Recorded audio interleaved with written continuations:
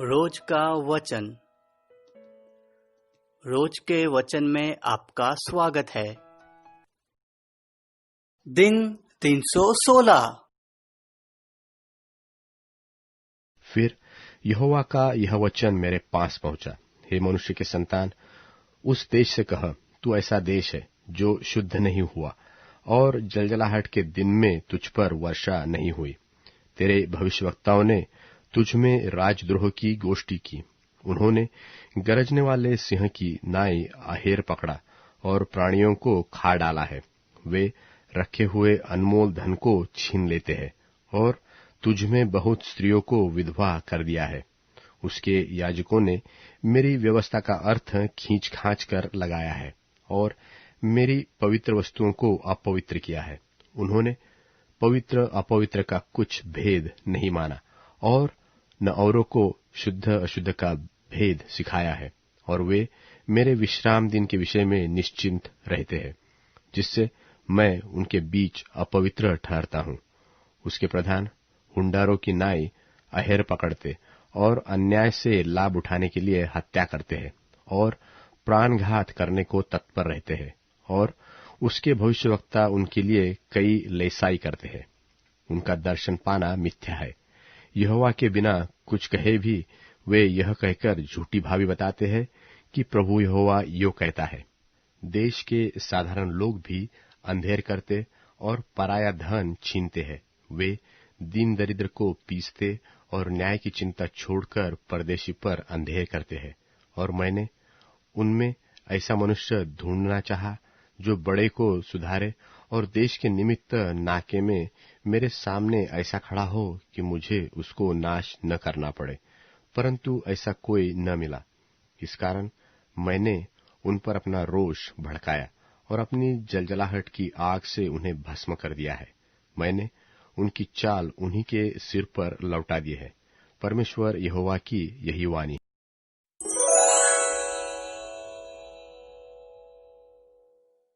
यहेजकेल भविष्यवक्ता की पुस्तक अध्याय 23। यहेजकेल भविष्यवक्ता की पुस्तक अध्याय 23। यहोवा का यह वचन मेरे पास पहुंचा, हे मनुष्य के संतान, 2 स्त्रियां थी जो एक ही माँ की बेटी थी। वे अपने बचपन ही में वेश्या का काम मिस्र में करने लगी। उनकी छातियां कुंवारपन में पहले वही मिंजी गई और उनका मर्दन भी हुआ। उन लड़कियों में से बड़ी का नाम ओहोला था और उसकी बहन का नाम ओहोलिबा था। वे मेरी हो गई और उनके पुत्र पुत्रियां उत्पन्न हुए। उनके नामों में से ओहोला तो शोमरोन और ओहोलिबा यरूशलेम है। ओहोला जब मेरी थी तब ही व्यभिचारिणी होकर अपने मित्रों पर मोहित होने लगी, जो उसके पड़ोसी अश्शूरी थे। वे तो सब के सब नीले वस्त्र पहनने वाले मनभावने जवान अधिपति और प्रधान थे और घोड़ों पर सवार थे। सो उसने उन्हीं के साथ व्यभिचार किया, जो सब के सब सर्वोत्तम अश्शूरी थे, और जिस किसी पर वह मोहित हुए उसी की मूर्तों से वह अशुद्ध हुए। जो व्यभिचार उसने मिस्र में सीखा उसको भी उसने न छोड़ा, क्योंकि बचपन में मनुष्यों ने उसके साथ कुकर्म किया और उसकी छातियां मिंजी और तनमन से उसके साथ व्यभिचार किया गया था। इस कारण मैंने उसको उन्हीं अश्शूरी मित्रों के हाथ कर दिया जिन पर वह मोहित हुई थी। उन्होंने उसको नंगी किया, उसके पुत्र पुत्रियां छीनकर उसको तलवार से घात किया। इस प्रकार उनके हाथ से दंड पाकर वह स्त्रियों में प्रसिद्ध हो गई। उसकी बहन ओहोलिबा ने यह देखा तो भी वह मोहित होकर व्यभिचार करने में अपनी बहन से भी अधिक बढ़ गई। वह अपने अश्शूरी पड़ोसियों पर मोहित होती थी, जो सबके सब अति सुंदर वस्त्र पहनने वाले और घोड़ों के सवार मनभावने जवान अधिपति और प्रकार के प्रधान थे। तब मैंने देखा कि वह भी अशुद्ध हो गई। उन दोनों बहनों की एक ही चाल थी, परंतु ओहोलिबा अधिक व्यभिचार करती गई। सो जब उसने भीत पर सिंदूर से खींचे हुए ऐसे कसदी पुरुषों के चित्र देखे, जो कटी में फेटे बांधे हुए, सिर में छोर लटकती हुई रंगीली पगड़ियां पहने हुए और सब के सब अपनी कसदी जन्मभूमि अर्थात बाबुल के लोगों की रीति पर प्रधानों का रूप धरे हुए थे, तब उनको देखते ही वह उन पर मोहित हुई और उनके पास कसदियों के देश में दूत भेजे। सो बाबुली लोग उसके पास पलंग पर आए और उसके साथ व्यभिचार करके उसे अशुद्ध किया, और जब वह उनसे अशुद्ध हो गई तब उसका मन उनसे फिर गया। तो भी जब वह तन उघाड़ती और व्यभिचार करती गई, तब मेरा मन जैसे उसकी बहन से फिर गया था वैसे ही उससे भी फिर गया। इस पर भी वह मिस्र देश के अपने बचपन के दिन स्मरण करके, जब वह वेश्या का काम करती थी और अधिक व्यभिचार करती गई और ऐसे मित्रों पर मोहित हुई जिनका मांस गद्धों का सा और वीर्य घोड़ों का सा था।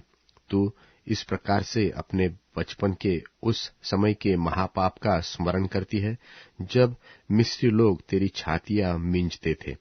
इस कारण हे ओहोलीबा, परमेश्वर यहोवा तुझसे यो कहता है, देख, मैं तेरे मित्रों को उभार कर, जिनसे तेरा मन फिर गया, चारों ओर से तेरे विरुद्ध ले आऊंगा, अर्थात बाबुलियों और सब कसदियों को और पकोद, शो और कोआ के लोगों को और उनके साथ सब अश्शूरियों को लाऊंगा, जो सब के सब घोड़ों के सवार, मन भावने जवान अधिपति और कई प्रकार के प्रतिनिधि, प्रधान और नामी पुरुष है।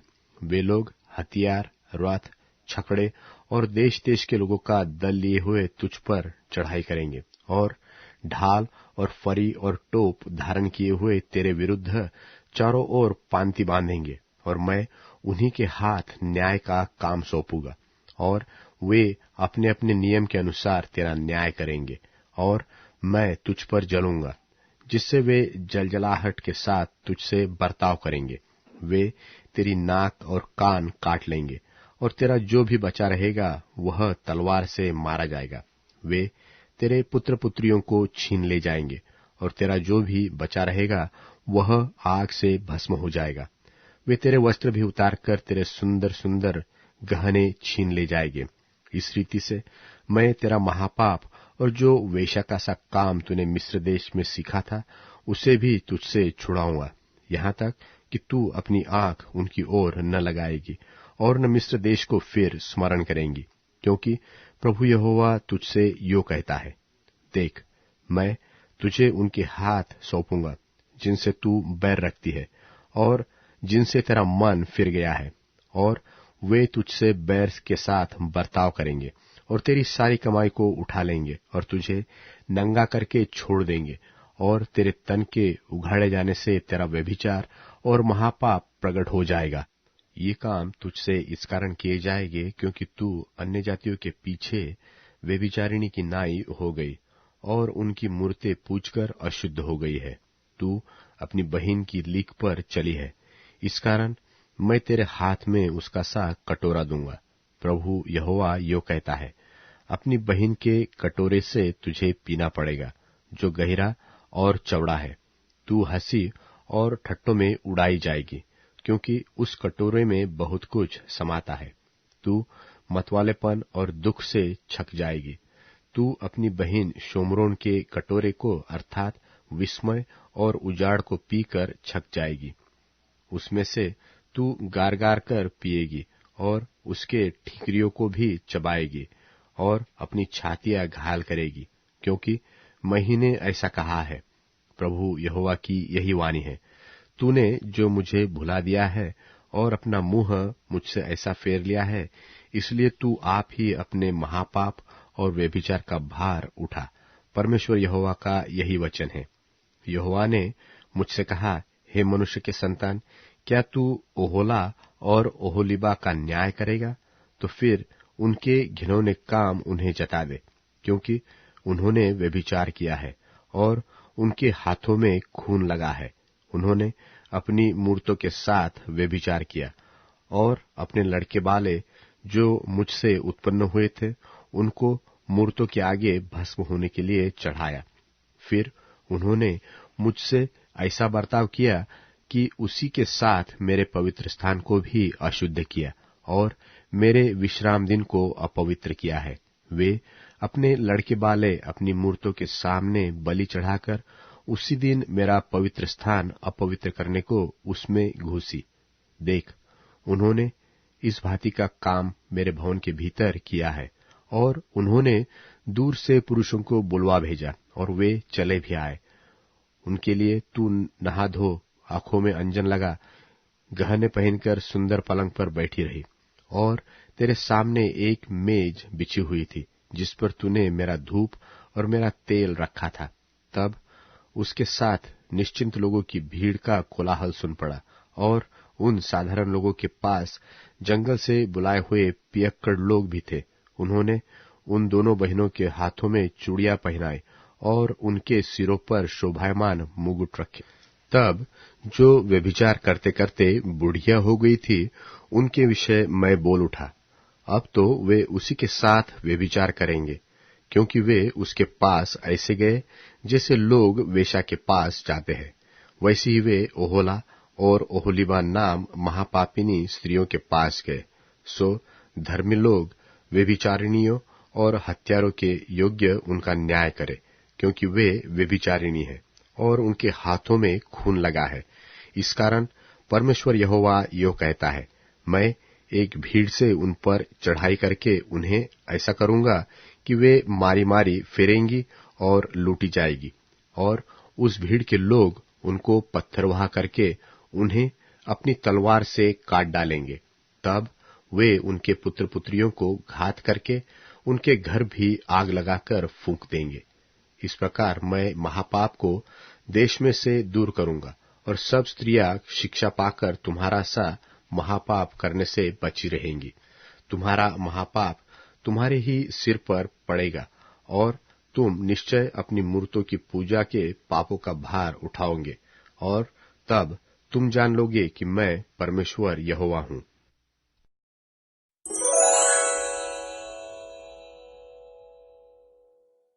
इब्रानियों अध्याय 11। अब विश्वास आशा की हुई वस्तुओं का आश्वासन और अनदेखी चीजों का सबूत है, क्योंकि इसी के द्वारा पूर्वजों की अच्छी गवाही दी गई। विश्वास ही से हम जान जाते हैं कि सारी दुनिया की रचना परमेश्वर के वचन से हुई है। यह नहीं कि जो कुछ दिखाई देता है वह देखी हुई चीजों से बना हो। विश्वास ही से हाबिल ने कैन से उत्तम कुर्बानी परमेश्वर के लिए चढ़ाई, और उसी के द्वारा उसके विश्वासी होने की गवाही भी दी गई, क्योंकि परमेश्वर ने उसकी भेंटों के बारे में गवाही दी, और उसी के द्वारा वह मरने पर भी अब तक बातें करता है। विश्वास ही से हनोक उठा लिया गया कि मौत को न देखे, और उसका पता नहीं चला, क्योंकि परमेश्वर ने उसे उठा लिया था। और उसके उठाए जाने से पहले उसके विषय में यह कहा गया था कि उसने परमेश्वर को खुश किया है। विश्वास बिना उन्हें खुश करना असंभव है, क्योंकि परमेश्वर के पास आने वाले को विश्वास करना चाहिए कि वह हैं, और अपने चाहने वालों को जवाब देते हैं। विश्वास ही से नूह ने उन बातों के बारे में जो उस समय दिखाई नहीं देती थीं, परमेश्वर से चेतावनी पाकर भक्ति के साथ अपने परिवार के बचाव के लिए जहाज बनाया, और उसके द्वारा उसने दुनिया को आरोपी ठहराया और उस पद का वारिस हुआ जो विश्वास से है। विश्वास ही से अब्राहम को जब बुलाया गया तो वह आज्ञा मानकर ऐसी जगह चल पड़ा जिसे विरासत में लेने वाला था, और यह न जानते हुए भी कि कहाँ जा रहा है, वो चल पड़ा। विश्वास ही से उसने प्रतिज्ञा किए हुए देश में, जैसे पराये देश में परदेशी होकर इसहाक और याकूब समेत जो उसके साथ उसी प्रतिज्ञा के वारिस थे, तंबुओं में वास किया, क्योंकि वो उस स्थिर नींव वाले नगर का इंतजार करता था जिसके रचने वाले और बनाने वाले परमेश्वर हैं। विश्वास से सारा ने आप बूढ़ी होने पर भी गर्भ धारण करने की ताकत पाई, क्योंकि उसने वायदा करने वाले को सच्चा जाना था। इस कारण एक ही जन से, जो मरे हुए के समान था, आकाश के तारों और समुद्र तट की बालू के समान अनगिनत वंश उत्पन्न हुए। ये सब विश्वास की दशा में मरे, और उन्होंने प्रतिज्ञा की हुई वस्तुएं न पाईं, लेकिन उन्हें दूर से देखकर खुश हुए और मान लिया कि हम इस दुनिया में परदेसी और बाहरी हैं। जो ऐसा कहते हैं वो साफ तौर पर प्रकट करते हैं कि वह स्वदेश की चाहत रखते हैं और जिस देश से वो निकल आए थे, यदि उसके विषय में सोचते तो उन्हें लौट जाने का अवसर था। परंतु वो एक उत्तम अर्थात स्वर्गिक देश की चाह रखते हैं। इसलिए परमेश्वर उन लोगों के परमेश्वर कहलाने में उनसे नहीं शर्माते, क्योंकि उन्होंने उन लोगों के लिए एक नगर तैयार किया है।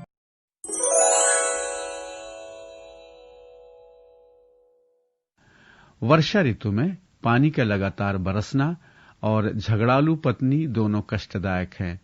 जो पति झगड़ालू पत्नी को रोक सकता है तो वह हवा को रोक सकता है और दाहिने हाथ से तेल को पकड़ सकता है। लोहे पर धार लोहे से ही होती है, ऐसे ही मनुष्य मनुष्य को सुधारता है। जो मनुष्य अंजीर के वृक्ष की देखभाल करता है उसे उसके फल खाने को मिलते हैं। ऐसे ही जो सेवक अपने मालिक की सेवा करता है, मालिक उसका सम्मान करता है। जैसे जल में मुख की परछाई मुख को प्रकट करती है, वैसे ही मनुष्य का मन मनुष्य को प्रकट करता है। जैसे अधोलोक और पाताल मनुष्यों के शवों से कभी तृप्त नहीं होते, वैसे ही मनुष्य की इच्छाएं कभी तृप्त नहीं होती। जैसे चांदी की परख कुठाली पर और सोने की परख भट्ठी में होती है, वैसे ही मनुष्य की परख लोगों के द्वारा की गई प्रशंसा से होती है। चाहे तुम मूर्ख को अनाज की तरह ओखली में डालकर मूसल से क्यों न कूटे, उसकी मूर्खता नहीं जाने की।